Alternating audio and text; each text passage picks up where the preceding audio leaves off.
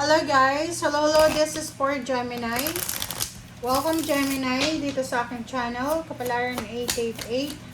Welcome guys.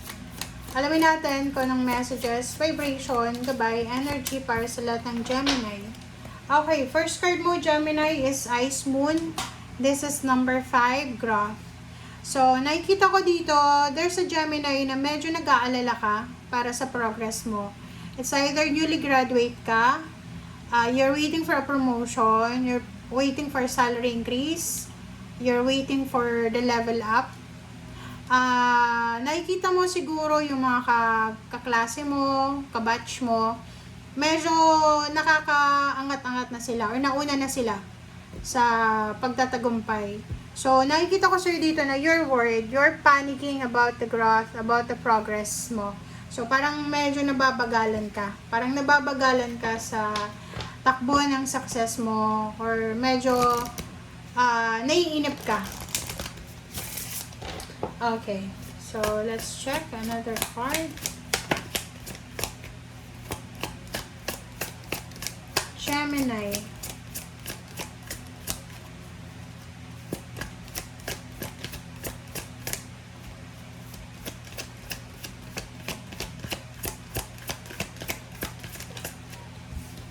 Alright, 2 cards, procrastination and Phoenix Rising. O, diba?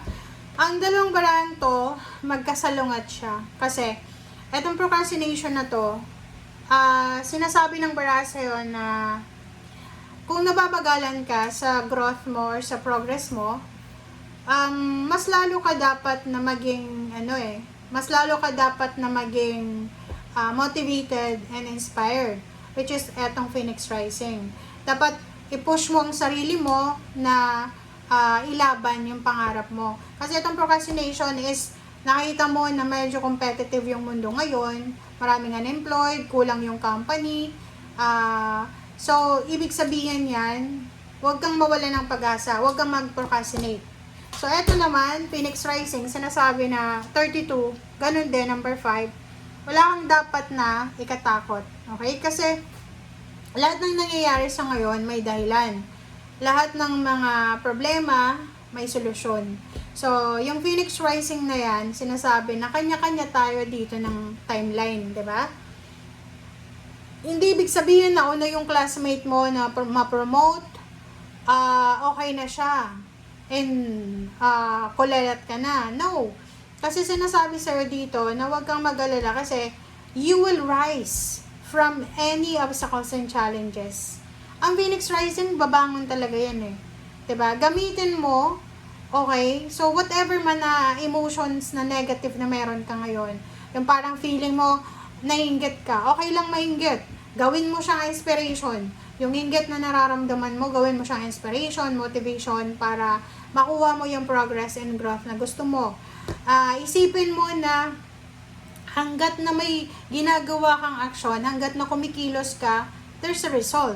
Pero kung panay procrastinate ka lang, nasa loob ka lang ng comfort zone mo, nasa loob lang ng bahay, ayaw lumabas, walang mangyayari dyan. So much better, sinasabi, gamitin mo kung ano yung meron ka or wala ka ngayon para makuha mo talaga yung minimithi mo. And this is a warning na sinasabi ng barahan na sa ngayon, nasa crisis tayo. Huwag mong i-pressure yung sarili mo sa kung anong nangyayari kasi sobra-sobra yung inflation ngayon eh.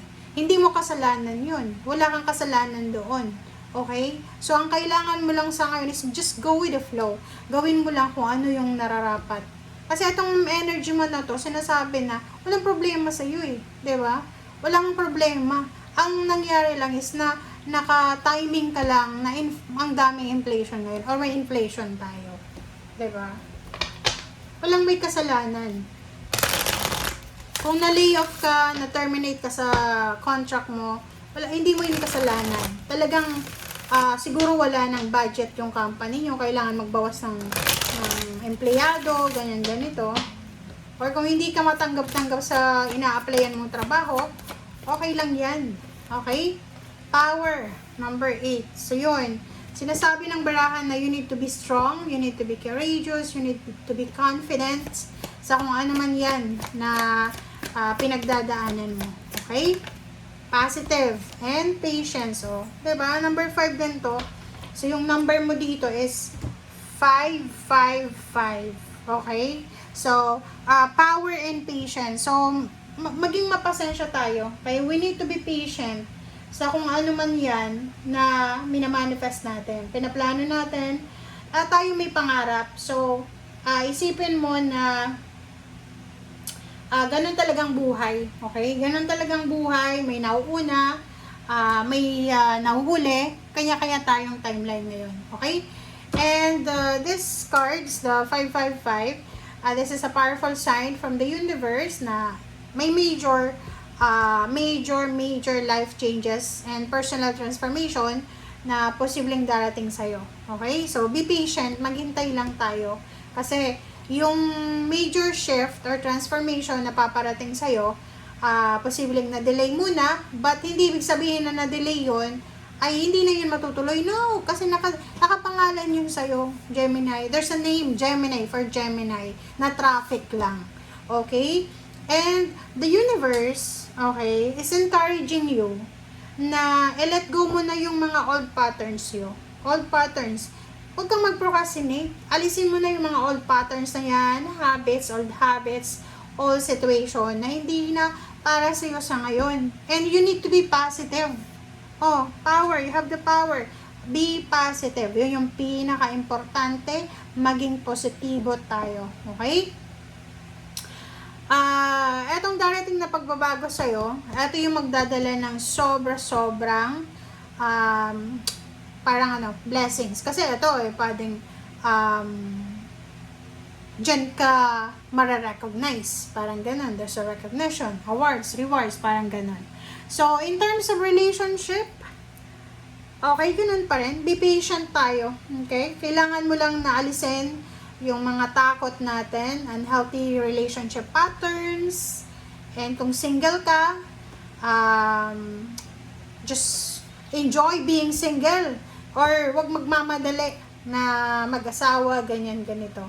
And if it's all about naman money, since my Phoenix rising dyan, sinasabi ng barahan na there's a power, there's a career change na posibleng magsisimula sa'yo. Pwedeng magbabago ka ng trabaho, magsuswitch ka ng jobs, or posibleng magkakaroon ka ng parang new passion. And yung passion mo na yon ay posibleng magdadala siya sa'yo ng balance and harmony. Alright, so let's check.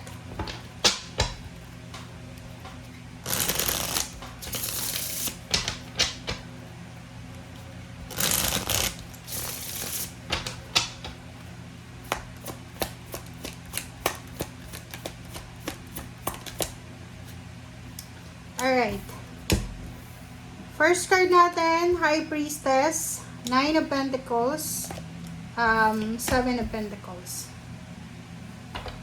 Okay, so kung makikita mo dito, there's a hidden, parang sinasabi ng barahan na may nakatagong changes nga, may nakatagong blessings. You just need to, self-growth. Okay? Sinasabi na mag-focus ka daw sa self-growth mo and trust the process. Okay? So, napaka-crucial ito na personal development sa'yo. So, sinasabi ng baraha sa'yo na yun, huwag tayong masyadong impatient. Maghintay ka, calm yourself, and darating yan sa'yo.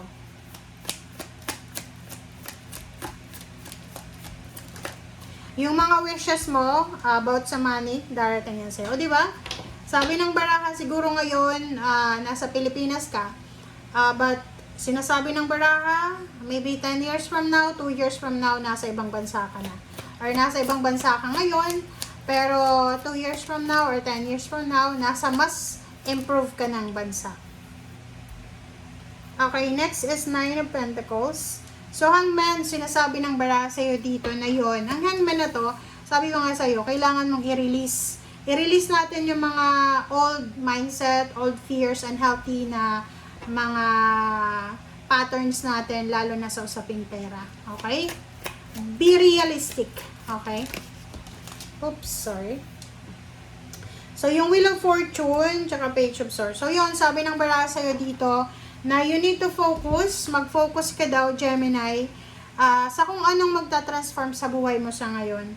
Okay? And Page of Swords, sinasabi ng baraha na be prepared sa mga emotional changes na darating sa'yo.